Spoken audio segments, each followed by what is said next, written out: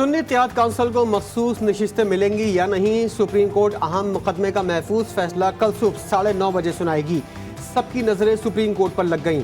Chief justice काजी फाइज ईसा की सरबराही में जजेस का मुसलसल 2 रोज मुशावरती इजलास हुए।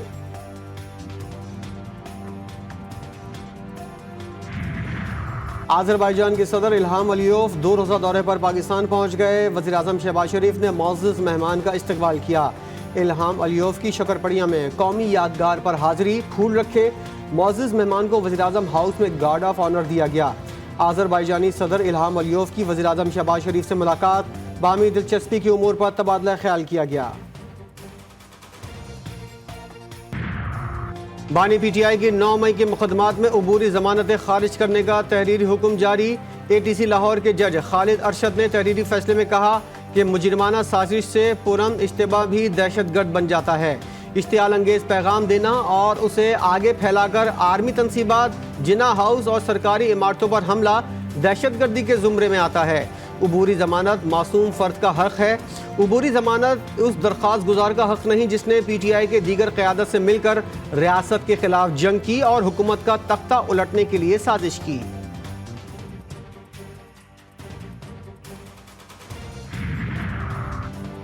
बानी पीटीआई और बुशरा बीबी की दौरान इद्दत निकाह केस में सजा के खिलाफ अपीलों पर समाअत। जाहिद आसिफ चौधरी एडवोकेट के दलाइल, इद्दत के हवाले से 1992 केस का हवाला दिया।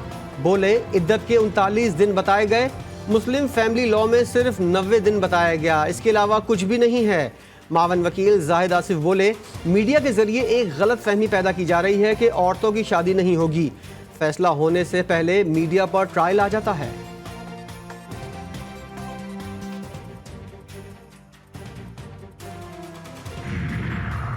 जस्टिस तारिक महमूद जहांगीरी की तैनाती के खिलाफ दरख्वास्त काबिल समाअत होने या ना होने पर फैसला महफूज।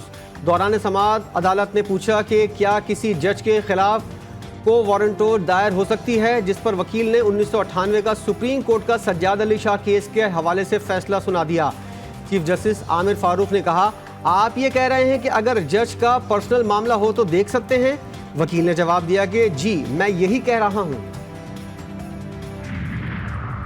खुफिया अदारे को फोन टैपिंग की इजाजत देने का notification challenge. Pakistan bar council के 6 अरकान ने इस्लामाबाद हाई कोर्ट में दरख्वास्त दायर कर दी। अपील में कहा गया टेली कम्युनिकेशन एक्ट के सेक्शन 54 के तहत इकदाम गैर कानूनी है।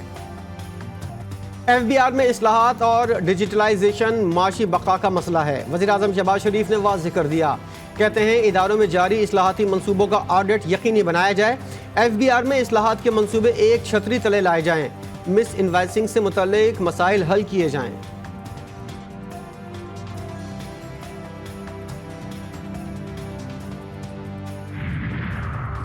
नवीद कमर की ज़ेर सदारत कौमी असम्बली की खजाना कमेटी का इजलास। वज़ीर खजाना मोहम्मद औरंगजेब ने बताया कि 9 या 10% टैक्स टू GDP से काम नहीं चलेगा। टैक्स टू GDP 13% तक ले जाना है। नॉन फाइलर्स को सजाएं देने का अमल शुरू कर दिया। 1 जुलाई से भर्ती सरकारी मुलाजमीन की पेंशन अब कंट्रीब्यूटरी होगी। विफाक के पास गैर ज़रूरी 5 वजारतें ख़त्म की जाएं। चेयरमैन FBR ने कहा कि बिजली के बिलों पर 3 सेल्स टैक्स हैं। सेल्स टैक्स गुड्स पर लगता है और बिजली गुड्स में शामिल नहीं। मुल्क में आटे के बहरान का खदशा, विदहोल्डिंग टैक्स का निफाज पर हुकूमत और फ्लावर्स मिल्स मालकान में डेडलॉक बरकरार। मिल्स मालकान अपने मुतालबात पर डट गए। मुल्क भर में फ्लावर मिल्स बंद, गंदम की पसाई और आटे की सप्लाई रोक दी गई।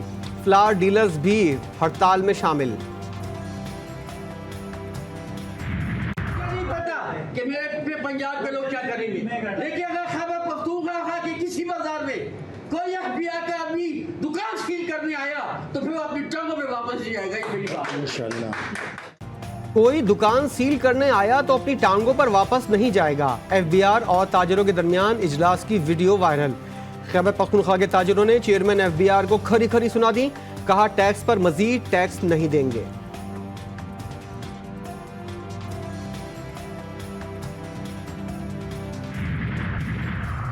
और अमरीकी मीडिया ने इसराइल को खबरदार कर दिया। लबनान में जंग छेड़ी तो हिजबुल्लाह के हथियार पूरे इसराइल को अपनी लपेट में ले लेंगे। अमरीकी अखबार वाशिंगटन पोस्ट की रिपोर्ट के मुताबिक हिजबुल्लाह के पास रॉकेट, मिसाइल, ड्रोन्स और दीगर हथियारों का इंतहाई जदीद जखीरा मौजूद है।